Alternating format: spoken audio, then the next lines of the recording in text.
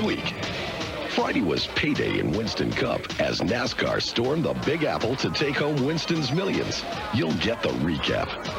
98 may have been the silliest season for several teams. We've got 3 guys pulling a switch in 99. Tim Fedewa makes the jump to Team 34, hoping he's got the right tool for the job in the Stanley Pontiac, while Todd Bodine looks to fill up the Phillips 66 Chevy in 99. Plus, Butch Mox reloading the Remington Fords.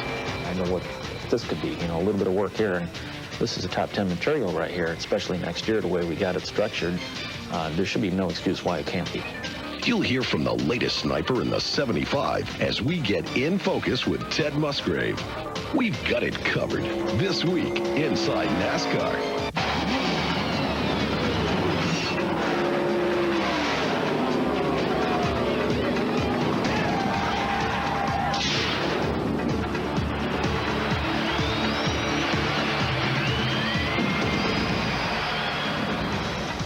Hello, everyone. Thanks for joining us here on Inside NASCAR. I'm joined in the studio this weekend by Phil Wurz.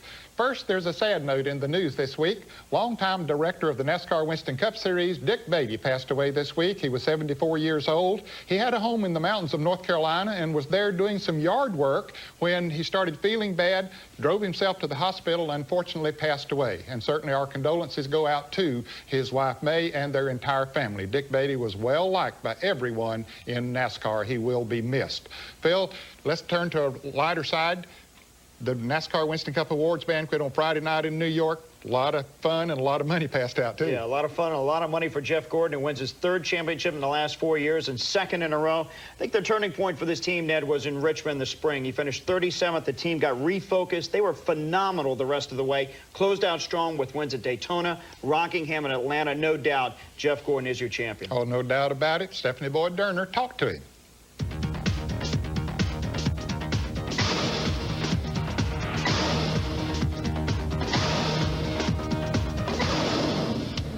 Richard Petty didn't do it, neither did Dale Earnhardt, not even Darrell Waltrip or Cale Yarborough. In fact, no one in the history of NASCAR racing has ever accomplished as much as quickly as 27-year-old Jeff Gordon. In just 6 full seasons on NASCAR's premier circuit, he's now got 3 titles, 42 career wins, and has amassed more records and statistics than you can even begin to list here. Yet it seems like only yesterday he was just scoring his first NASCAR Busch Series win.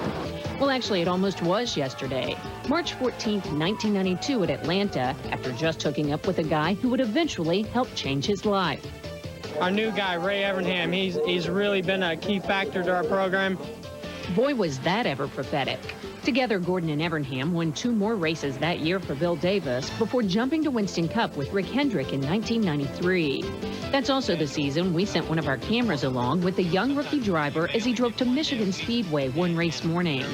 And as Gordon celebrated his 3rd championship at Atlanta last weekend, no Fifth Amendment here. We used his words against him. I'm going to ask you, I'm going to bring back a couple of these quotes now from your rookie season. Right. And this is early on. You said, my life has basically been perfect. It's just been a tremendous career up to this point. If nothing else happened, if nothing went further from this point, I'd still say I had a great career in racing. Were you underestimating yourself at that point? No. I was truly happy and had accomplished a lot of things. And just getting to Winston Cup meant that much to me. Just being able to, when you're a kid growing up in racing, just watching these guys, these are your heroes, and being able to compete with them. And that happened to me several times along the way, whether it was racing against Steve Kinzer in a World of Outlaws car, racing Ken Schrader in the USAC cars, and then being able to race Schrader, Dale Earnhardt, all these guys in Winston Cup. I mean, to me, that was it. That was just as good as it got. I had no idea that we were going to be as strong and have put together the team. I certainly hoped all that, but I had no idea that the success was going to be able to continue like that. I guess I was looking at it as, I'm going to Winston Cup. This is the most competitive series there is. This is the toughest place there is to win, and let alone win a championship. And I'm just happy being here. But anything above that is just a miracle. And that's the way I've been able to, that's the way I've looked at it. And then when you take all that and put into and look at a season like this, it's like, you know, it's just, it blows me away. My biggest goal is to win a Winston Cup race and to win a championship someday. And you know, my biggest fear is that something might happen to prevent that from happening. And you know, it's like I said, it'd still be a great career, but it wouldn't be a satisfying career. Is it a satisfying career now? Oh yeah. Oh yeah, yeah. I mean, I got 3 Winston Cup trophies. You know, I've far exceeded any of my expectations. You know, I've had to reset a lot of goals, definitely, because I achieved a lot of things at a young age that I never expected to achieve.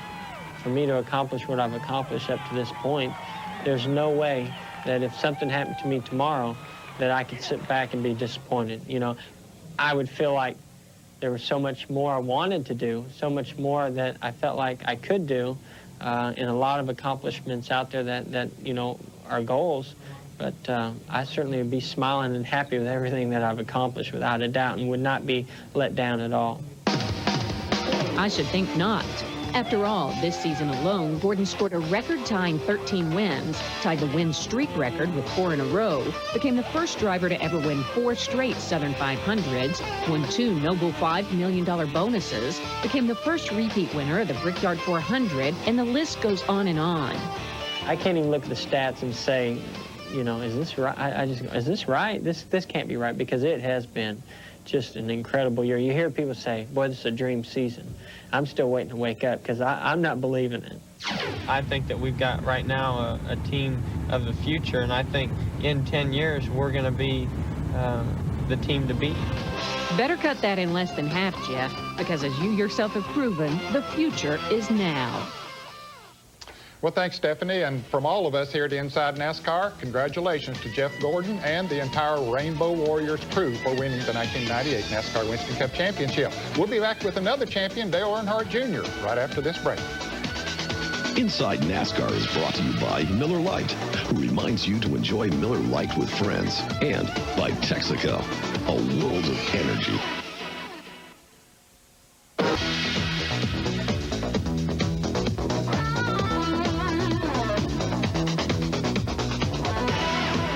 No doubt, Jeff Gordon had a great year in the NASCAR Winston Cup Series and deserved the championship. But also, Dale Earnhardt Jr. had a great year in the NASCAR Busch Series, and he deserved the championship, too. He sure did. We're used to hearing the name Dale Earnhardt and champion used together, but now you better get used to it. The words Dale Earnhardt Jr. and champion will be used together as well. While the number 3 and the last name may be the same, by winning the NASCAR Busch Series championship, Dale Earnhardt Jr. has made a name.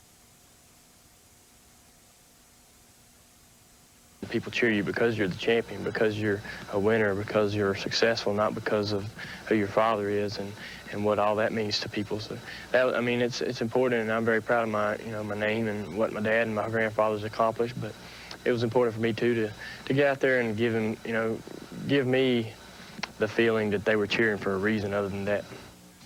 And Little League fans had plenty to cheer for this season. Although things started a bit shaky at Daytona with a barrel roll and a 37th place finish, Earnhardt quickly got back on track. His 7 wins were the most by a Busch Series champion since Sam Ard won 8 events in 1984. And his point total was the most since Larry Pearson won the title in 1986.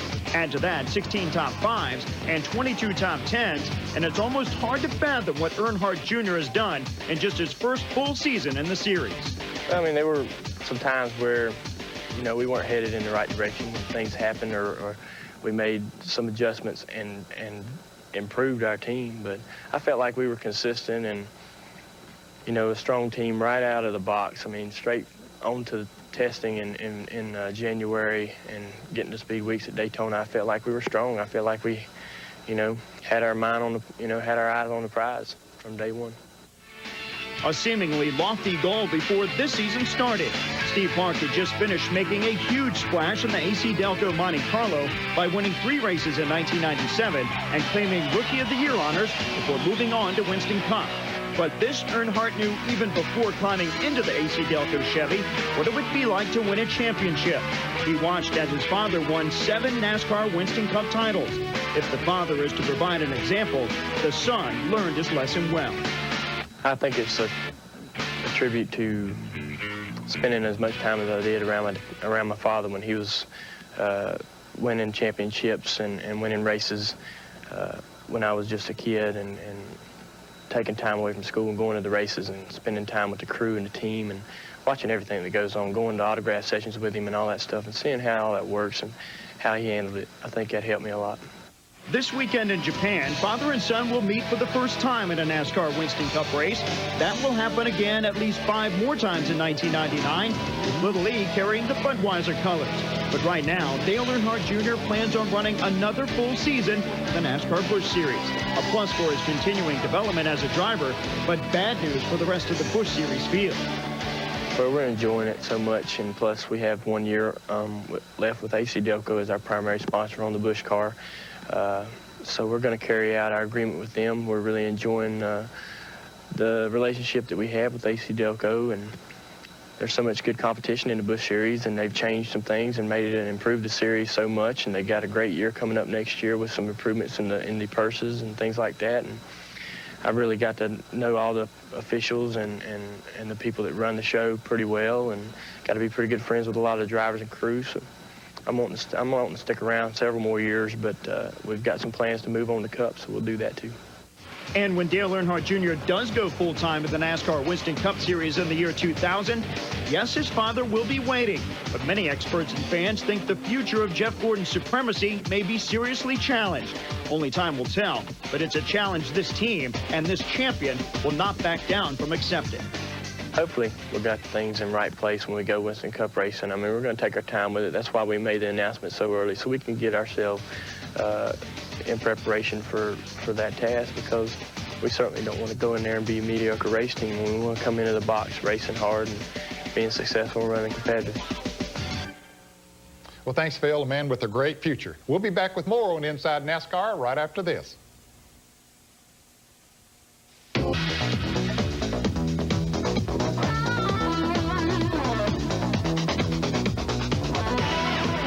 Welcome back to Inside NASCAR here on TNN. Well, it was good to see Tim Fedewa announce this week that he's got a ride. He left the Base Motorsports at the end of the 1998 season. And that was a big decision for Tim. He was very competitive this year with 2 wins. Was really coming to his own with the Base Motorsports team, but for whatever reason he left that team, either on or off the record. He's very happy to be in a new situation with Team 34 Racing and in the Stanley Pontiac for 1999. Well, Stephanie Boyd-Durner has his story.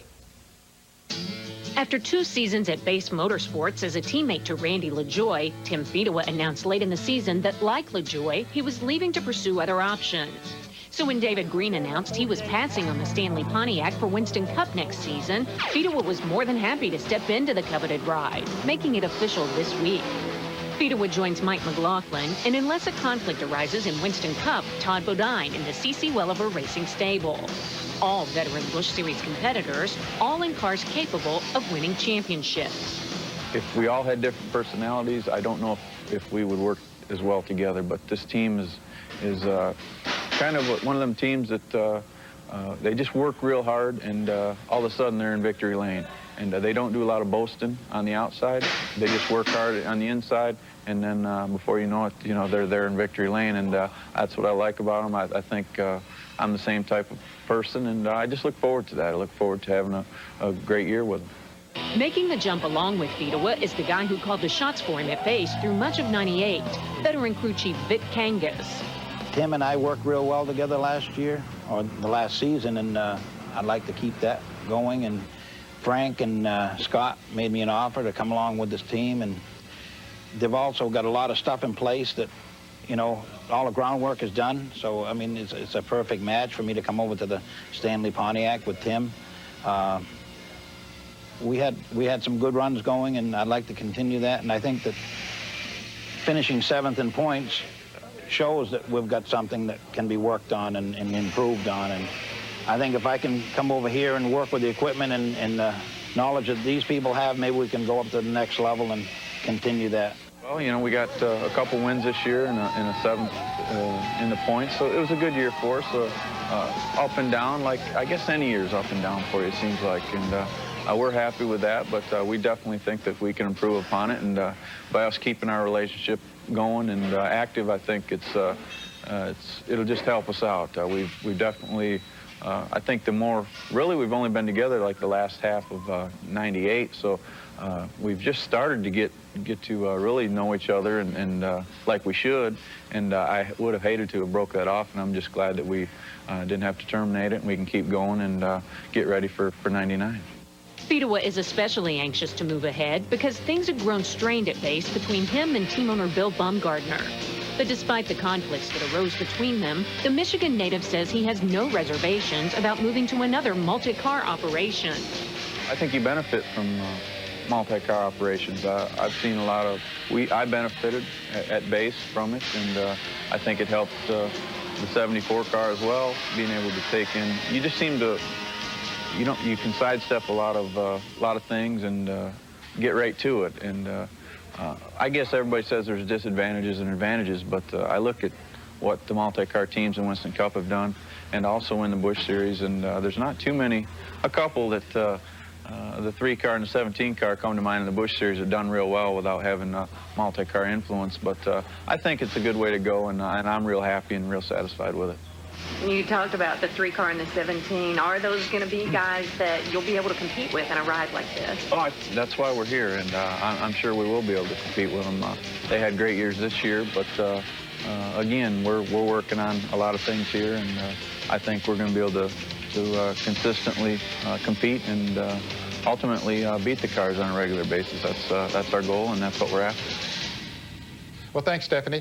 And Phil, Team 34 has 3 great sponsors: Gould Pump, Stanley Tools, and Phillips 66, and all of those are listed companies on the stock exchange. And so are many other companies that are involved in NASCAR. And you know that the sport has really arrived when there is a mutual fund that is dedicated totally to motorsports or companies that are involved in motorsports. Exactly. You know, I'm not a financial analyst or anything like that, but it seems like with the growth of NASCAR, there are going to be plenty of financial opportunities for growth in the sport, and I guess there is now. Well, Tyler Potter has more.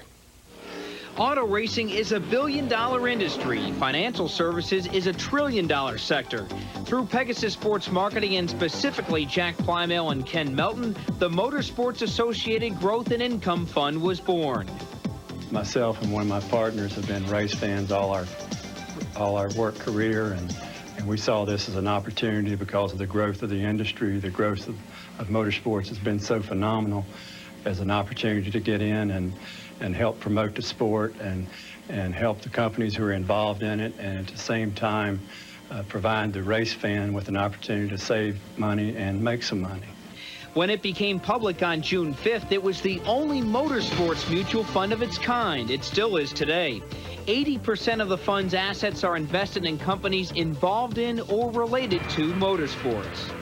The companies that are involved in this mutual fund, as it says, are companies who are involved in the sport, like the publicly traded speedways and sanctioning bodies that are in it.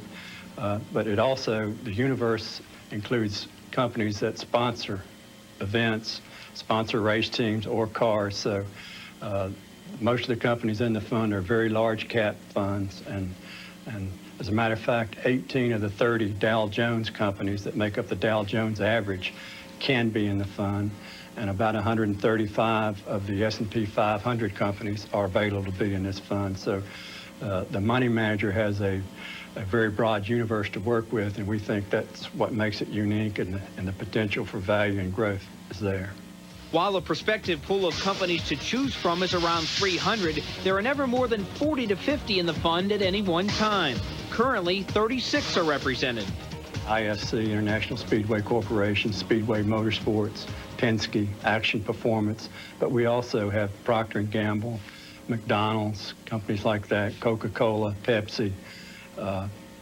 Surprisingly, the list of potential companies just goes on and on and on. It's amazing. And what the money manager does, he looks for the companies who have the most chance to increase in value and pay the dividends and give the growth and potential return to the investor. Projections for the next decade in motorsports range anywhere from 8 to 12% continued growth. For a prospectus, contact Pegasus in Greensboro, North Carolina. If the fun parallels the sport's growth, returns and opportunities are endless. Well, thanks, Tyler. Hey, it seems like a pretty good concept. Yeah, and Tyler gives some great information, but with any decisions about money, Ned, you need to ask a lot of questions, check with your financial analyst, make wise decisions regarding your money. Good advice. We'll be back with more on Inside NASCAR right after this. Coming up.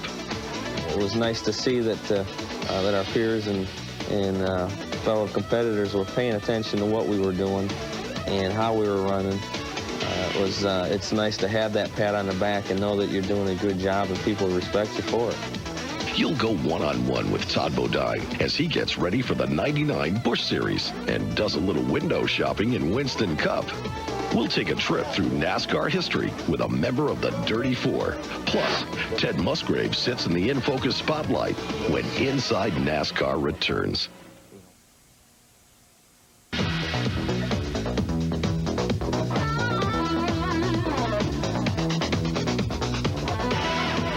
There have been a lot of driver changes and a lot of inconsistencies as far as personnel is concerned in NASCAR racing this fall. But Todd Bodine, he's a guy that's been to the NASCAR Winston Cup Series, back to the Busch Series, and has had success really in both, but seems to be pretty solid right now. In 1998, the best of times and the worst of times for Todd Bodine started with that Tabasco fiasco, which he doesn't like to talk about a whole lot, but then he resurfaced with Team 34 and the Slim Jim Chevy team, did great there, got some opportunities in Winston Cup, had the birth of his daughter, which was another great moment in his life, but goes back to the Busch Series this year with Team 34, maybe looking for a Winston Cup ride as well. Tyler Potter has more on Todd Bodine. Topsy-turvy, that was Todd Bodine's year in a nutshell. He was fired once, hired twice. The firing was due in large part to missing 8 of 15 races in the 35 Tabasco car. But before he could start feeling sorry for himself, Todd was back on his feet in the Busch Series, taking over in the 30 car. He finished the year driving both Busch and Cup after being given the 91 ride.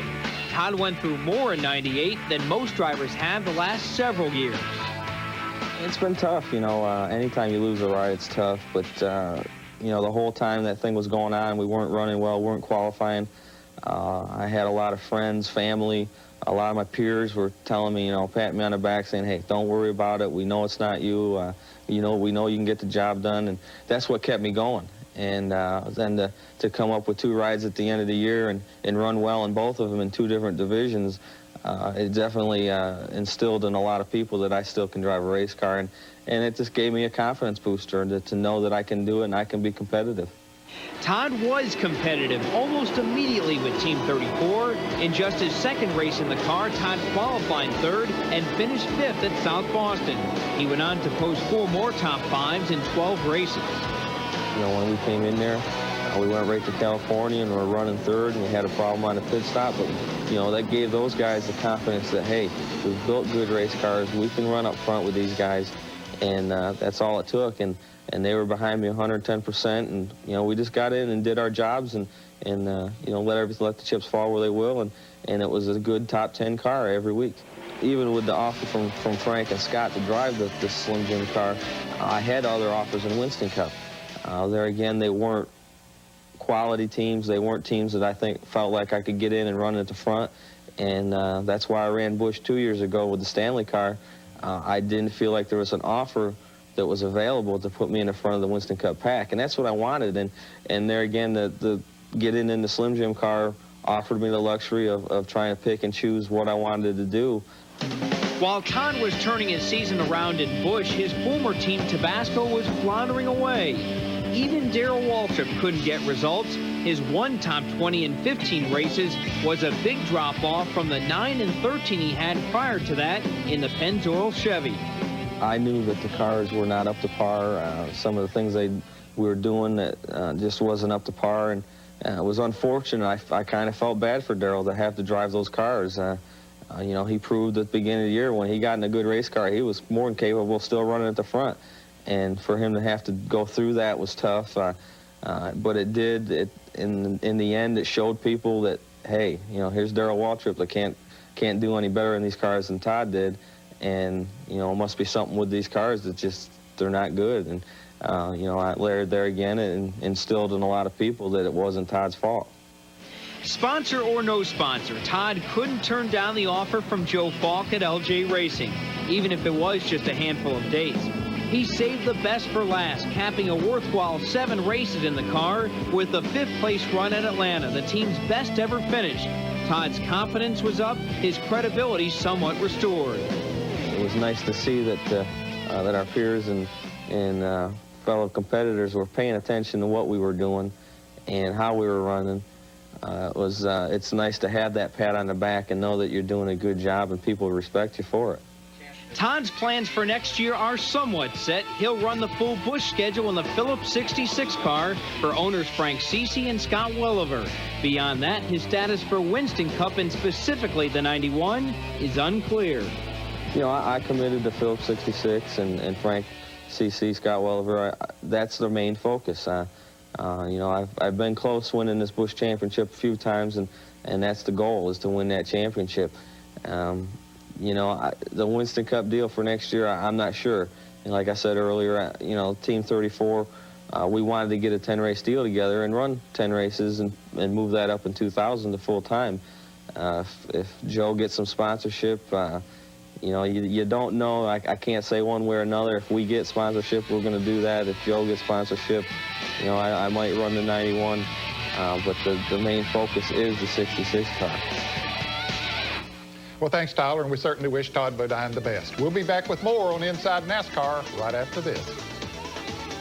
Once you start knocking off top 5s, you know, and chances to win, all of a sudden the team morale goes up and they work harder. They're really more into it. That's going to be the key right now, is starting off on the right foot. This NASCAR 50th anniversary moment is brought to you by Exide Battery.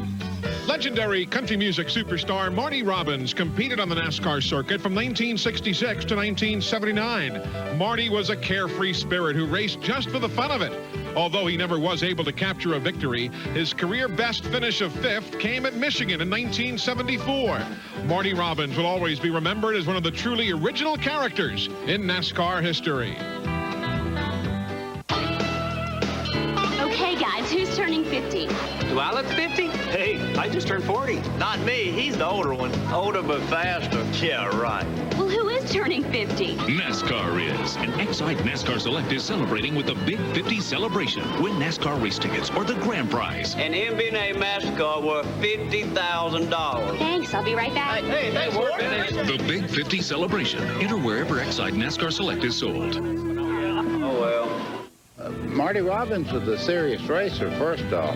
At one time, they took the restrictor plate off his car at Talladega, and he drove away, and he said, I just wanted to say one time that I just blew the whole field away. He's sitting there with about probably 650 horsepower, but he did motor right on by Richard Petty, and he said that was the one thing I wanted to do in my racing career, is look in the mirror, see Richard Petty, Cale Yarborough, Bobby Allison, all you guys in the mirror, and he said, I got that privilege.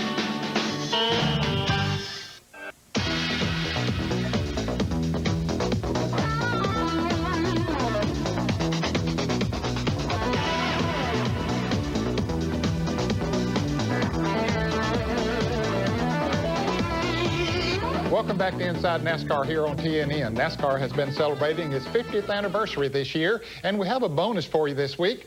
History will be made next year when Louise Smith becomes the first lady ever inducted into the International Motorsports Hall of Fame. And congratulations to Louise. She's going to be joined by Harry Hyde, Elaine Prost, Gordon Johncock, and Wendell Scott in that International Motorsports Hall of Fame.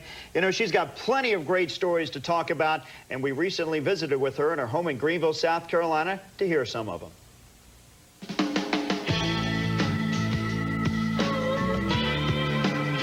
They wanted to draw some attention out there, and they said, get a woman driver to do it. And I'd never been to a race. I'd never saw a race. And I went out, I was a crazy driver, and I'd been out running all the cops around throughout South Carolina and part of North Carolina, too. And they said, well, we only know one that might go out there and do that. And that woman was a 29-year-old racer-to-be from Greenville, South Carolina, named Louise Smith. She finished third in that race, promoted by some guy named Bill France. A few months later, Smith debuted on the legendary sands of Daytona Beach with about 100 other drivers. We thought we'd finish 7th, but some of the report says 13, but I don't think so. Sure doesn't sound any different than many drivers today. And the First Lady of Racing, as she's referred to, was one of the pioneers of NASCAR. During her 11-year career from 1945 to 1956, Louise Smith won 38 races, something that didn't always sit quite right with the macho men of the time. What kind of challenge was it for you as a woman to race against these guys? Shoot, it was awful there for a while. And a lot of the guys now that I still know real well, they don't especially like me because I was racing then, and then some of them I outrun quite a few times. I won 38 races. Right. So some of them now, they'll talk to you, but you can tell there's a little something wrong there somewhere. But despite the pressure, Smith persisted and eventually gained the respect, well, at least some of the respect she deserved, off and on the track. Now, Bill Snowden, Curtis Turner, Buck Baker, and Louise Smith were known as the Dirty Four. The Dirty Four, and if we, like coming through the South, we was always together. And they'd say, here comes the Dirty Four, you better watch them. Because they said, if one of us got in the lead, the rest of us would block. And a lot of people has asked me, said, well, looked like one of y'all four would have been trying to win. I said, we was trying to win, but if we saw we wasn't going to, then we blocked for the other ones. They still do that right smart, too. You may have seen a lot of pictures of Louise Smith's big wreck at Occoneechee Speedway, North Carolina, back in 1947. Despite that smile, Louise Smith suffered a broken collarbone and a badly bruised leg, among other injuries that day. That was one of the worst wrecks in NASCAR history until Bobby had his wreck at Talladega. And now at 82 years old, Louise Smith has plenty of memories to share and has finally earned the recognition she richly deserves. She'll be inducted next April into the International Motorsports Hall of Fame in Talladega, Alabama. The First Lady of Racing will be the first woman so honored. I just thought that was wonderful. I began to think I was never going to make it. See, I've been nominated. This is the 4th year if I hadn't made it this time. Since 95, so I sure was glad I got to make it this time. How would you like to be remembered when you're inducted and people see Louise Smith for years to come? What do you want them to think about when they look at your legacy and your career? Well, I'd like better for them to acknowledge that women are still human beings and they can do just about anything and as good as a man, if not some things a lot better than men. And Ed, Louise told me another great story. Back in 1947, her husband brought her a brand new Ford. She said she wanted to go to vacation down in Florida. Well, she went to Florida, but took a detour, went to Daytona to race on the beach there. She crashed the car, came back, said the car was junk to her husband. She had left the car down in Augusta, Georgia. But had to explain the headline in the Greenville, South Carolina newspaper, Louise Smith crashes at Daytona. I imagine that was hard to explain. It sure was. Well, certainly she has been a big part of NASCAR history. And let's continue with our NASCAR 50th anniversary celebration and take a look at NASCAR's founding. Today, millions of fans crowd into super speedways to see their favorite drivers compete. But 50 years ago, stock car racing wasn't quite so glamorous. It took the vision of one man to set the wheels in motion for what has become one of the most successful sports today. William Henry Getty France moved to Daytona Beach from Washington, D.C. in 1934. He was a mechanic and a racer and quickly got involved into Daytona's racing culture. By 1938, he moved into a leadership role and promoted his first event. By 1947, France realized racing needed to be organized. He brought together a ragtag group of drivers and businessmen for a series of meetings. They gathered at the Ebony Bar on the top floor of the Streamline Hotel in downtown Daytona Beach. It was there that the National Association for Stock Car Auto Racing was born. France was named president and nurtured the new organization and watched it grow from a struggling regional sport to the premier auto racing series it is today. No one in that room could have imagined the impact of their gathering. It's only now that we can look back and say something truly great came out of that smoke-filled room at the Ebony Bar. To get the complete story on NASCAR's foundings, pick up a copy of next week's NASCAR Winston Cup Scene and look for the Fabulous 50 story. We'll be back and go in focus with Ted Musgrave right after this.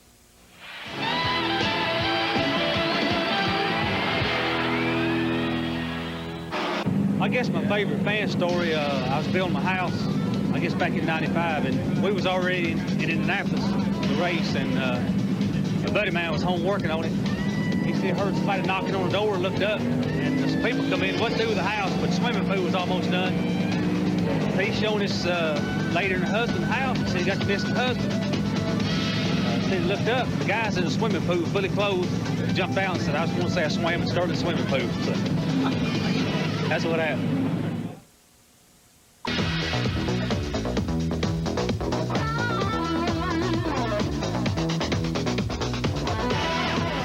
Ted Musgrave is another driver who didn't finish the year in the car that he started in the NASCAR Winston Cup Series. He started the year in the Roush Racing Ford number 16, left that team, and then drove a variety of cars for the balance of the year, but now he has a solid situation for 1999. He does with Busch Motorsports, and he didn't let losing the Roush ride get him down. He was very competitive, primarily in the number 13 First Plus Financial Ford. A truly great guy in the garage area, somebody that deserves a good ride, and he's going to get one. And he knows a lot about race cars. He sure does. Let's go in focus with Ted Musgrave. If there's anybody who's got to be glad to have a solid ride and sponsor for 1999, it's Ted Musgrave. After spending the last 4.5 seasons with Roush Racing, the 9-year veteran of NASCAR's top division drove 6 different cars for 6 different owners in the last 4 months of the '98 season. That's 3 times as many owners as he's driven for in his whole Winston Cup career. It all happened when Jack Roush announced in June that he would be replacing Musgrave with rookie Kevin LePage 2/3 of the way through the season. Despite the fact that Musgrave had scored 4 top 10s and was in the top 20 in points for the multi-car team owner. We didn't have no big arguments. You know, I'm still, good friends with Jack and everybody over on that team. I was still in payroll to the end of the year. You know, that was the deal. It wasn't like, okay, you're out of the car, you're getting no money, you're getting no nothing, boom, out the door. What this was a transition period for Kevin. Instead of waiting 2-3 races at the end of the season and do it, it was a little better to start halfway through the season and let him get acclimated to James Inch and all the other guys over there.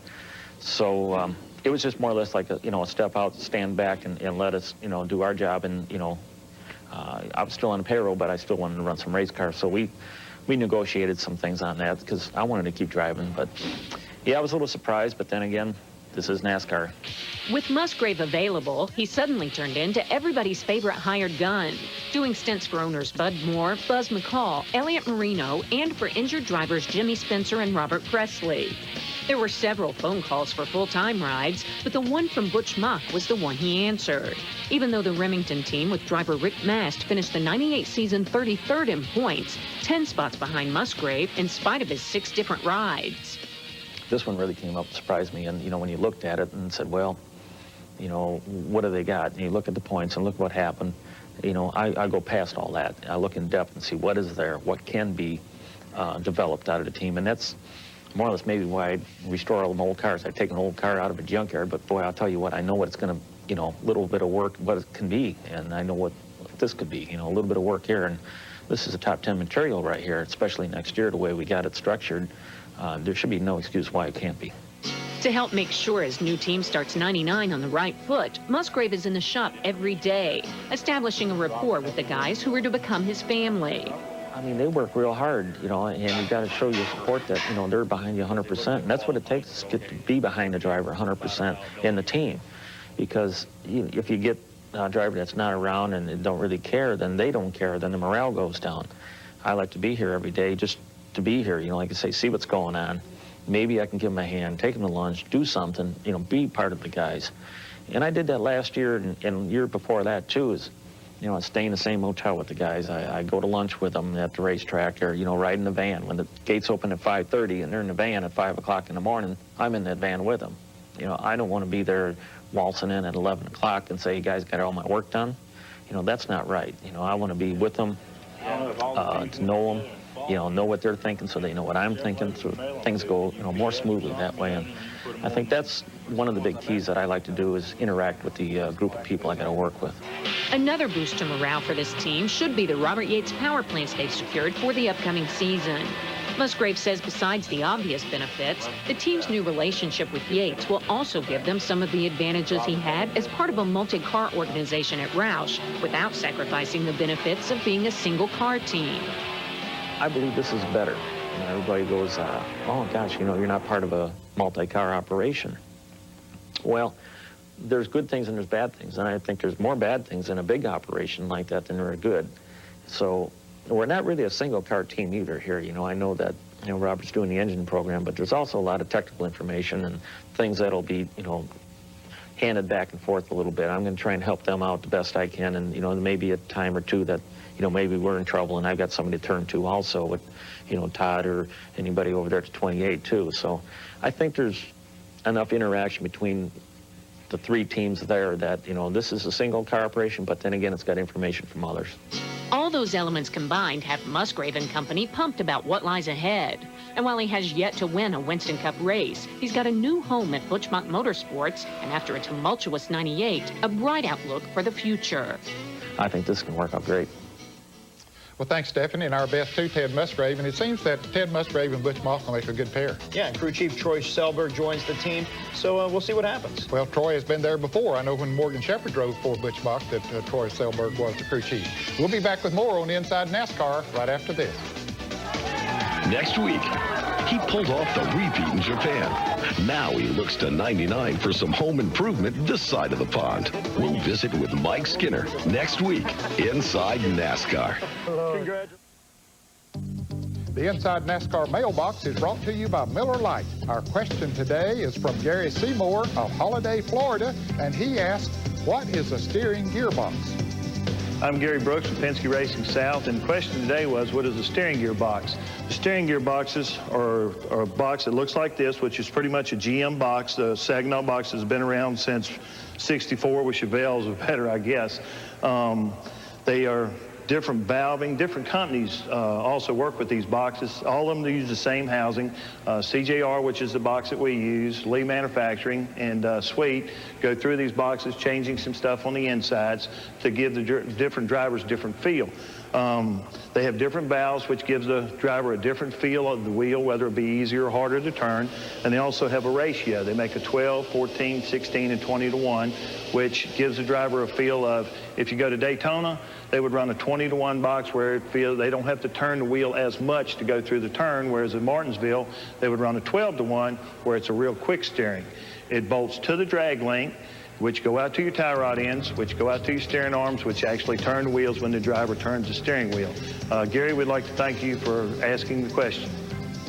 If you have a question for the Inside NASCAR Mailbox, email us at this address or write us at Inside NASCAR, Post Office Box 240417, Charlotte, North Carolina 28224. If we use your question on the air, you'll receive this embroidered Miller Lite jacket and a cap and shirt from Chase Authentics, the authentic trackside apparel of NASCAR. Well, our time's up for today. Hope you enjoyed the show. And Phil, I guess the season is officially over now that the money's been passed out. I don't know how many shopping days till Christmas, but all I know is about 70 days till the Daytona 500. Well, we're going to be here every week. You join us again here on TNN for more on Inside NASCAR. Inside NASCAR has been brought to you by Miller Lite, who reminds you to enjoy Miller Lite with friends. Drivers, race teams, and race fans, the 1999 Team Simpson Racing Catalog is now available. For more information, call 1-800-71-RACIN or visit our website at simpsonraceproducts.com and join Team Simpson today. Communications provided by Racing Radios, the two-way radio provider of the NASCAR Winston Cup Series, Busch Series, and Craftsman Truck Series.